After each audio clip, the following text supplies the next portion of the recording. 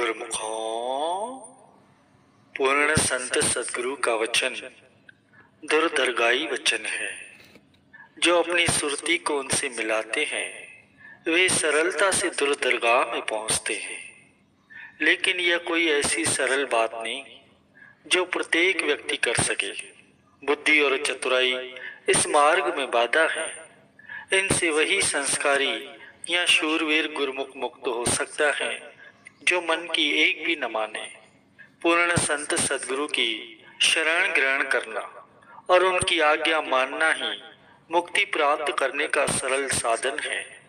पशु और मनुष्य में यही अंतर है कि मनुष्य आत्मिक उन्नति का साधन कर सकता है लेकिन पशु नहीं कर सकता। जो मनुष्य जन्म पाकर भी यह कार्य नहीं करता तो उसमें और पशु में फिर अंतर क्या हुआ। आत्मिक उन्नति करने का अधिकार जैसे इंसान को है ऐसे उत्तम समय की देवता भी याचना करते हैं।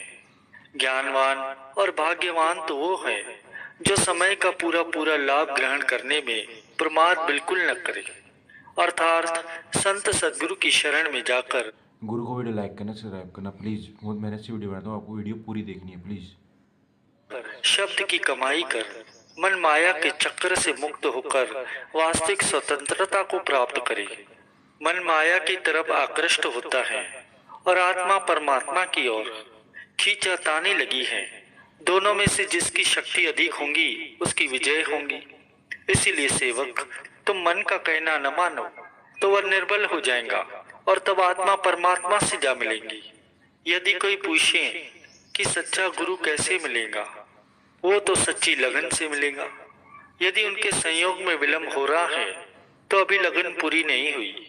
लगन हो और प्रियतम न मिले ऐसा कदापि हो नहीं सकता। सच्चे गुरु के दरबार में यह तासीर है कि विकारी मनुष्य भी अधिकारी बनकर अपना जन्म संवार लेते हैं। ईश्वर ने जाति पाति को छोड़कर सबको एक बराबर शारीरिक अंग दिए हैं। सब में एक जैसी आत्मा है। इसलिए जो भी शब्द अभ्यास करेगा उसी को मोक्ष की प्राप्ति होगी। शब्द अभ्यास के बिना कर्मों की जड़ नहीं काटी जा सकती। जो लोग गुरुमति और नाम अभ्यास को छोड़कर मन के विचारानुसार कर्म करते हैं वे कर्म फल से बच नहीं सकते। पूर्ण सदगुरु का हाथ खंडों और ब्रह्मांडों तक पहुंचता है। वे अपने सच्चे सेवक की लोक परलोक में सहायता करते हैं। सच्चे सेवक हर पल मालिक को याद करते हैं, इसलिए यमदूत उनके निकट नहीं आ सकते। सदगुरु की आज्ञा सत्य सत्य कर मानना ही ईश्वरीय आज्ञा का पालन करना है। किसी खाली प्लाट को बनाकर भगवान की मूर्ति स्थापित करो तो वह मंदिर कहलाता है। व्यक्ति के हृदय में जब भगवान का निवास हो जाता है तो वह चेतन मंदिर बन जाता है। तुम नाम का सिमरन करोगे तो सदगुरु की वास्तविक शक्ति को जानोगे और उनका हार्दिक आभार मानोगे।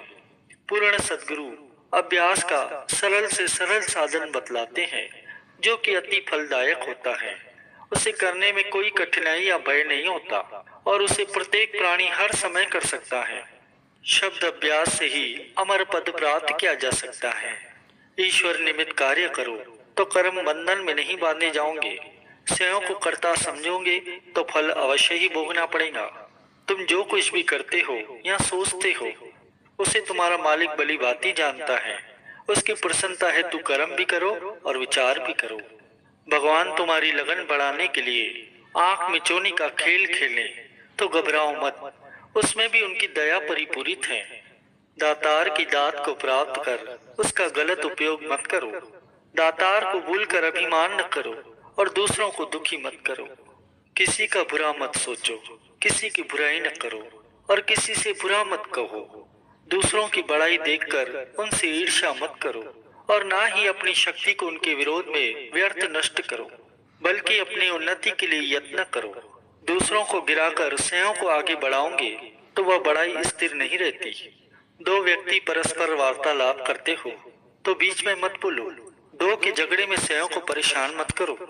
भगवान का दर्शन ही जीवन में मुख्य और आवश्यक कार्य समझो और उस आवश्यक कार्य के लिए चाहे कितने भी साधारण कार्यों को एक और रखना पड़े तो प्रसन्नता से रख दो, क्योंकि मालिक करना चाहे तो वर्षों का कार्य पल भर में कर सकते हैं। दातार की दातें याद कर उन्हें पल पल में धन्यवाद दो और उनका आभार मानो। प्रभु क्षण में ही बादशाह को भिक्षुक बना सकते हैं। उनसे भय करोगे तो बुराई से बचोगे। तुम कितने भी बड़े गुनाहगार क्यों न हो, यदि तुम हार्दिक पश्चाताप करते हो तो मालिक की कृपा के सम्मुख तुम्हारे अवगुण या गुनाह ठहर नहीं सकेंगे। तुम अपना मूल्यांकन करो, तुम में गुरु चरणों का प्रेम बढ़ रहा है या मायावी मोह। सदगुरु का प्रेम तुम्हें सचखंड में पहुंचाएगा और मायावी मोह 84 के चक्कर में डालेगा।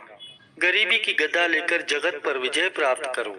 जितना हो सके वाद विवाद को छोड़कर विनम्र होना सीखो।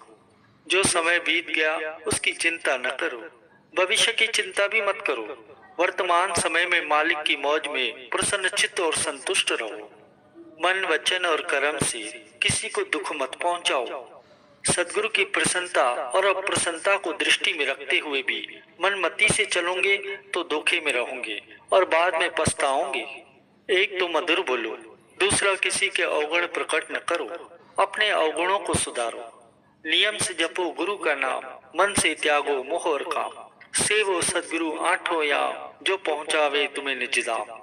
एक क्रोध को त्यागो, दूसरा हऊमय का बोझ उतार कर फेंक दो। सदगुरु का ध्यान धारण करो तो उनसे जा मिलोगे। संतों की संगति करो, उनकी कृपा की याचना करो। यदि उनका द्वार नहीं छोड़ोगे तो वे तुम्हें तृप्त कर देंगे, क्योंकि वे स्वयं तृप्ति के भंडार हैं। इच्छाओं को त्यागो ताकि मन भटकने से बचा रहे। सिर को झुकाकर सदैव वाह वाह गाओ और आपा भाव मिटाकर अपने प्रियतम को पाओ। द्वेष भाव को छोड़ दो, माया से मुख मोड़ लो। जहां तहां से तोड़कर प्रेम प्रभु से जोड़ लो। धैर्य को अपनाओ, मौज पर प्रसन्न रहो। गुरु आज्ञा को शिरोधार्य कर अपना बेड़ा पार करो। सदगुरु में विश्वास रखो, उदास कभी मत हो। वे तुम्हारा दुख अवश्य ही दूर करेंगे। किसी का दिल दुखी न करो, मुख से बुरा न बोलो। सहनशीलता के गुण को अपने हृदय में ग्रहण करो। गर्मी सर्दी को सहन कर सदा सादगी में रहो। भूख और तृप्ति में तुम मालिक के गुणानुवाद गाओ। शब्द की डोरी से अपनी सुरती को बांधो। यह मार्ग फिसलने वाला है, इसलिए तुम दृढ़ता पूर्वक कदम रखते चलो। अपने अवगुणों को देखो, ईर्ष्या हसद में न फंसो। जब तक मन फंसा है तब तक नाम का रस नहीं आएगा। प्रत्येक वस्तु अपने अपने स्थान से ही मिलती है। प्रसन्नता का स्थान है सदगुरु के श्री चरण। श्रद्धा से सिर को झुकाओ तो गम चिंता दूर हो जाएंगे और सच्ची खुशी प्राप्त होंगी। संसार में जितने भी संबंध हैं, उन सबसे सदगुरु का नाता मुख्य है। उन जैसा जीव का अन्य कोई भी हितैषी नहीं है। मित्र, संबंधी, देवी देवता सब रूठ जाए और सदगुरु प्रसन्न हो तो कोई भी बाल बाका नहीं कर सकता। और यदि सदगुरु रूठ गए तो ठोर ठिकाना प्राप्त नहीं होगा। गुरु की शरण ग्रहण किए बिना सभी जप तप तीर्थ व्रत उपवास यज्ञ और दान इस जीव को मुक्ति तो नहीं देंगे, उल्टा अहंकार उपजाएंगे। सदगुरु शब्द के अलावा करोड़ों यत्न करने पर भी हृदय की सफाई नहीं होती और ना ही विचार पवित्र होते हैं। अज्ञानता और संशय के कारण यह मनुष्य जन्म जो देव दुर्लभ है, यूं ही व्यर्थ नष्ट हो जाता है। सदगुरु का संबंध सेवक की आत्मिक उन्नति से ही होता है। उनकी महिमा का वर्णन नहीं हो सकता, क्योंकि एवड़ ऊंचा होवे कोई, तिस ऊंचे को जाने सोई। सदगुरु को वेदों शास्त्रों ने रूहानी माता पिता कहा है। वे सेवकों को उसी दृष्टि से देखते हैं जैसे कि संसार में माता पिता अपने बच्चों को देखते हैं। उनकी सारी कार्यवाही सेवक की आत्मिक उन्नति के लिए ही होती है और सेवक की भी सारी कार्यवाही केवल सदगुरु की प्रसन्नता के निमित्त ही होती है। गुरु को वीडियो लाइक करना, सब्सक्राइब करना प्लीज़।